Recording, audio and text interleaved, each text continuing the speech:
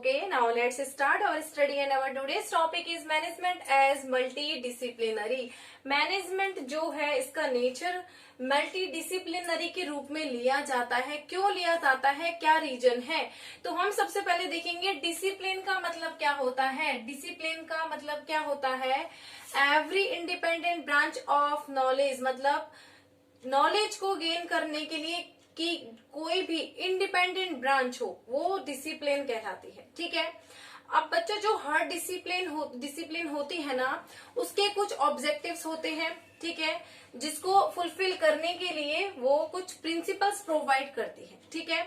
Management जो है process, ये भी अपने आप में एक इंडिविजुअल डिसिप्लिन है, लेकिन इसे मल्टीडिसिप्लिनरी क्यों कहा गया है? क्योंकि इसने अपने प्रिंसिपल्स को प्रोवाइड्स करने में बहुत सारे डिसिप्लिन, अलग अलग तरह की डिसिप्लिन की हेल्प ली है। ठीक है, और उनके बेस पर जो है अपने प्रिंसिपल्स को प्रोवाइड किया है और उनमें चेंज करके मैनेजर्स को यूज करने के लिए इन्हें बनाया है। ठीक है, तो हम देखते हैं कि मैनेजमेंट ने किस किस डिसिप्लिन से क्या क्या चीजें ली हैं। तो फर्स्ट इज इकोनॉमिक्स।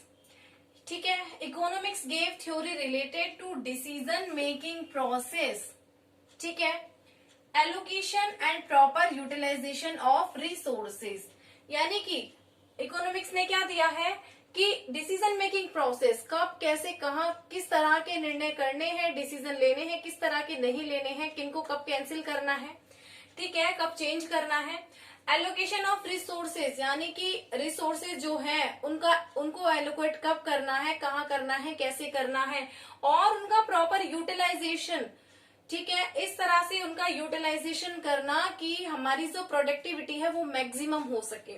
ये इन सबसे रिलेटेड जो थ्योरीज है वो मैनेजमेंट ने इकोनॉमिक्स जो डिसिप्लिन है उससे ली है।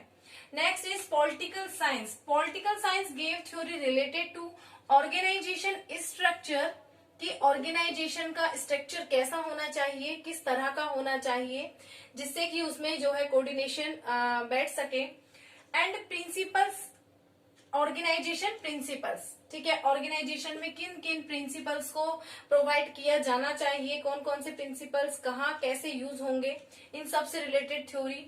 एंड ब्यूरोक्रेसी, यानी कि नौकरशाही से रिलेटेड प्रिंसिपल्स, ये सभी प्रिंसिपल्स जो हैं पॉलिटिकल साइंस से मैनेजमेंट ने लिए हैं।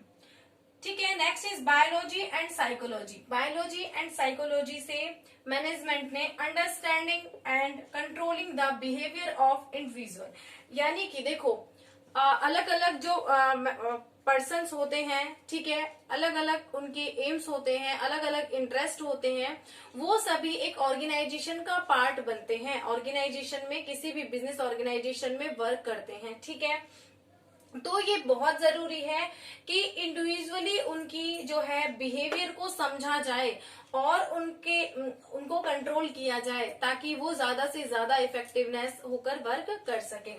Next is sociology. Sociology give theory related to individual behaving in group and their methodology. आपको मैंने मैनेजमेंट की कैरेक्टरिस्टिक्स पढ़ाई थी, तब पढ़ाया था बच्चों कि मैनेजमेंट जो प्रोसेस है ये ग्रुप एक्टिविटी होती है, यानी कलेक्टिव रूप में इसमें वर्क किया जाता है, यानी कि सभी रिसोर्सेज जो होते हैं आपस में कोऑर्डिनेशन अपना जो बैठा के और फिर कलेक्टिव वर्क करते हैं।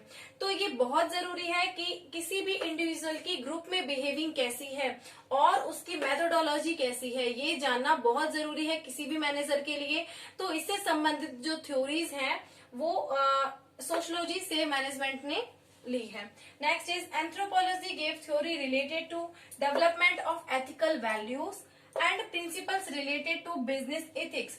इट मीन्स मैनेजमेंट ने बिजनेस एथिक्स से संबंधित प्रिंसिपल्स, ठीक है, और एथिकल वैल्यूज का डेवलपमेंट से संबंधित जो प्रिंसिपल्स हैं वो एंथ्रोपोलॉजी से लिए हैं। एंथ्रोपोलॉजी इट मीन्स होता है मानव के संबंध में जो विज्ञान हमें बताता है ना, यानी कि मानव शास्त्र, उससे संबंधित लिए हैं कि किसी भी बिजनेस ऑर्गेनाइजेशन में एथिकल वैल्यूज क्या क्या होनी चाहिए, उनका डेवलपमेंट होना चाहिए। जैसे जो हमारे एम्प्लॉयज होते हैं उनको सेटिस्फेक्शन मिलना चाहिए, उनका शोषण नहीं होना चाहिए। ठीक है, इससे रिलेटेड जो प्रिंसिपल्स हैं वो सभी मैनेजमेंट ने एंथ्रोपोलॉजी डिसिप्लिन से लिए हैं।